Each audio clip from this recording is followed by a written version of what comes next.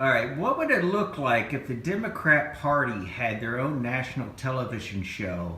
And how would they cover President Trump's big win last night from the Oval Office addressing his border wall? But first, there is breaking news this morning that could have. Okay, so if President Trump hit a home run and Chuck and Nancy's rebuttal looked humiliating, what's the first thing you would do? Well, you would put something else as the headline. Here we go. Fact in the investigation of the president's 2016 campaign. Oh wow, let's CBS.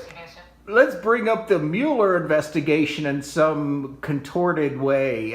Here's an excuse. So let's talk about the Mueller and impeachment stuff first. Confirms that Deputy Attorney General Rod Rosenstein plans to resign. Okay, and then the whole story makes no mention of why he's, quote, voluntarily resigning early. It's because he was busted red-handed by his subordinates for trying to plot a treasonous effort to wiretap Trump and use the 25th Amendment. So that's why he's been all hush-hush for the last 6 months or whenever this came out. No mention of that. In the next few weeks, for about a year and a half, he was a top Justice Department Again, nothing about the Trump border success last night from the Oval Office. Is expected to be confirmed. Now, I'm told Rosenstein always saw this as You're told? Okay, who's your sources? Sources say. a 2-year position, and he wants to help ensure a smooth transition. But the timing is surprising, and it's unclear what this means for the special counsel. That's one way of putting it. You mean he was fucking fired?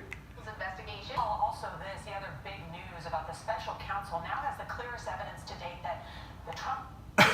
Now this is basically the second story of the day. So now they're talking about Paul Manafort colluding. So they still haven't gotten to Trump's national address from last night. The other big news about the special counsel now has the clearest evidence to date that the Trump campaign may have coordinated with the Russians.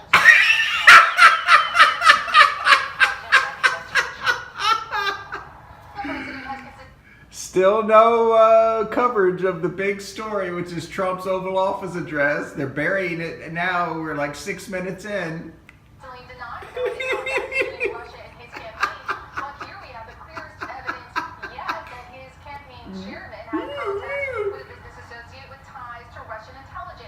Yeah, this is exactly what it would look like if the Democrat Party had a national news show.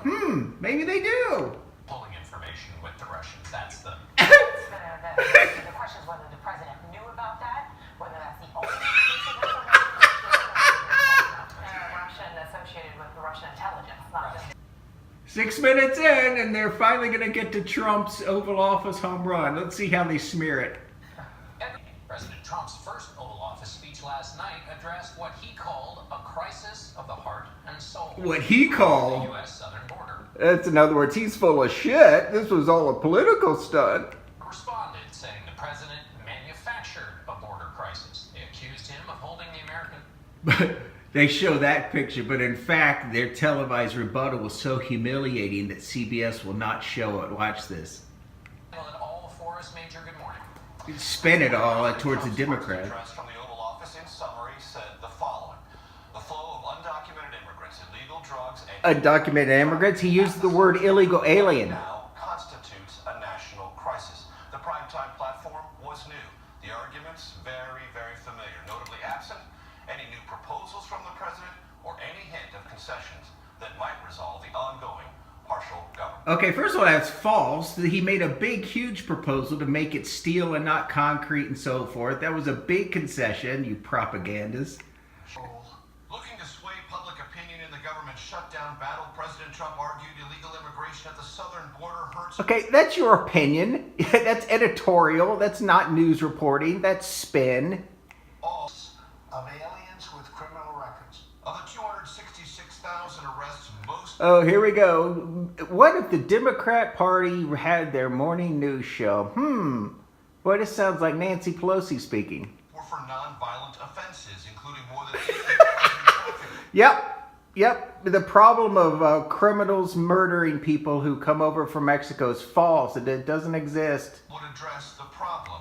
And they don't mention the biggest, most powerful statement, which came straight from me, which is that fentanyl is coming over the border and it kills 70,000 people a year, which is more than the entire 10-year Vietnam War, which killed 50,000 Americans. They leave that out because it's too powerful. 2018 report from the DEA says drug trafficking is concentrated at legal ports of entry, not remote strangers.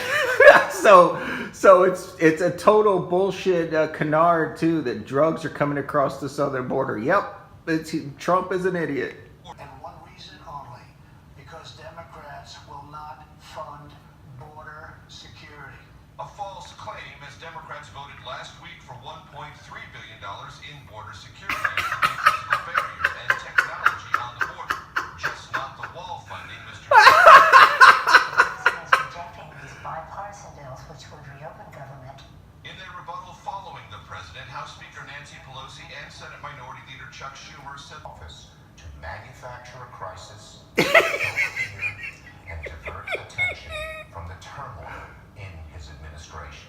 Democrats haven't always been against funding a southern barrier. In 2006, Senator Schumer and other Democrats supported legislation. Southern barrier. Yeah, if the Democrats had their own TV show, how would they describe it? Not a wall, because that's Trump's term. Let's call it a euphemism. Barrier. Budget to begin or accelerate construction of the border wall. A bit of an anticlimax, Fiona. No mention of that in last night's primetime address. Big question about what legal ramifications that would have had. Maybe that's why he didn't mention it. Major, thank you. Well, senators saying publicly that we should reopen most of these agencies at. Murkowski is an establishment GOP who was appointed. She was never elected. Now she eventually got elected, but she never would have gotten that job in a million years if the governor didn't appoint her. She's been a stop Trumper this whole time. She knows she's not going to get reelected. She has nothing to lose. She's the Jeff Flake of 2019. Negotiations continue. To speak out like this in the Senate, if you add those 5 Republicans to unanimous Democrats, you could pass through the Senate what the House Democrats have. Here he is openly strategizing for the Democrats. Watch vacuous Gail and Nora. Put forward. It's just now Leader McConnell won't put that on the floor. And those Republicans are up for re-election as well. At least some of them are. Some are, yes. And That might be part of their inspiration. They're certainly feeling pressure. It'll be interesting to see how this all plays out. It's really hurting people. It's really hurting a lot of people live paycheck to paycheck. The president is scheduled to government shutdown, but Villarreal is They try to roll their R's to be authentic Spanish. They botch it. First of all, it is appropriate for someone in their native country to pronounce whatever it is, so you don't have to say it in Spanish. Rolling your R's is not English, that's Spanish. You don't suddenly convert to Spanish. Here, he is concerned, how will first responders get to those people in the case of an emergency? Gail? All right, Maria, thank you very much.